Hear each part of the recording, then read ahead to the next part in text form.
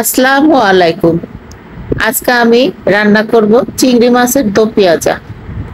এই রান্নাটা করা তেমন কোনো ঝামেলা নাই, খুব অল্প টাইমে এই রান্নাটা হয়ে যায়। খুবই সহজ একটি রান্না। তো এর জন্য লাগবে আমাদের চিংড়ি মাছ। এখানে আমি হাফ কেজি নদীর চিংড়ি মাছ কেটে ধুয়ে পরিষ্কার করে নিয়েছি। তো প্রথমে একটি কড়াইয়ের মধ্যে আমি পরিমাণ মতো রান্নার তেল দিয়ে দিব। এবার আমি এই তেলের মধ্যে 1 কাপ মতো পেঁয়াজ কুচি দিয়ে দিব। পেঁয়াজ কুচিটা মিনিট 2 ভাজার পরে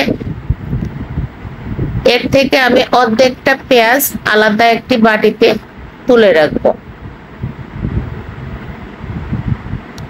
এটা তুলে এক পাশে রেখে দিব। এবার এই বাকি পেঁয়াজের মধ্যে আমি স্বাদ মতো লবণ দিয়ে একটু বাদামি করে ভেজে নিব।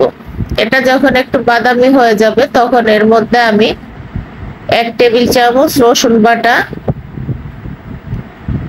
আর 1 চা চামচ আদা বাটা দিয়ে আমি মশলাটাকে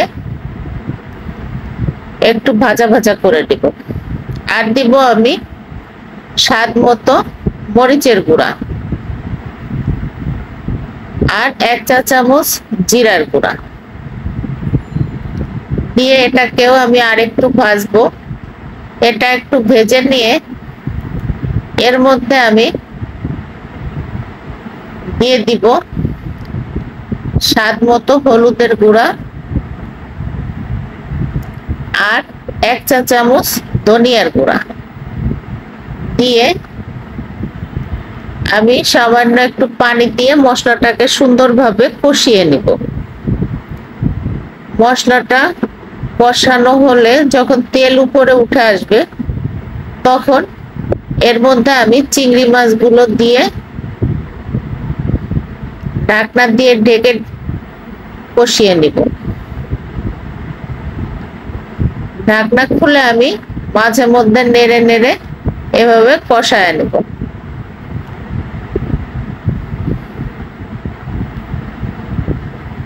তো চিংড়ি মাছটা যখন কষানো হয়ে যাবে তখন এর মধ্যে আমি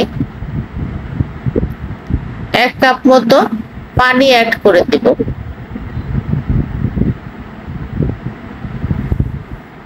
পানি দেওয়ার পরে আমি ঢাকনা দিয়ে ঢেকে রান্না করতে থাকবো।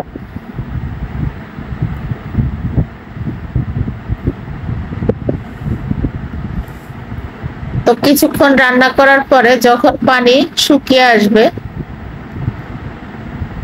তেল উপরে উঠে আসবে, তখন এর মধ্যে আমি 2-3টি কাঁচামরিচ ফালি করে দিয়ে দিব। আর দিব আমি 1 চা চামচ গরম মশলার গুঁড়া দিয়ে একটু নেড়ে দিব। আরো দিব আমি এই পর্যায়ে এসে সেই আগে থেকে তুলে রাখা পেঁয়াজ কুচিগুলা দিয়ে এর সাথে সুন্দরভাবে মিলিয়ে দিব।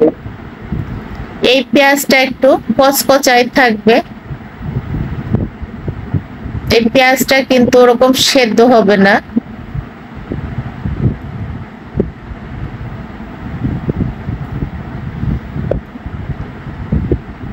মুখের মধ্যে একটু কচকচে ভাব থাকবে। তো এই তো আমার রান্না শেষ, রেডি হয়ে গেল আমার অনেক মজার চিংড়ি মাছের দো পেঁয়াজা। এই তো পরিবেশনের জন্য একদম রেডি। গরম গরম ভাতের সাথে পরিবেশন করুন। অনেক মজার চিংড়ি মাছের দো পেঁয়াজা। তো একবার এভাবে রান্না করে খেয়ে দেখবেন, খেতে কিন্তু দারুণ হয়। তো ধন্যবাদ সকলকে সাথে থাকার জন্য। আল্লাহ হাফেজ।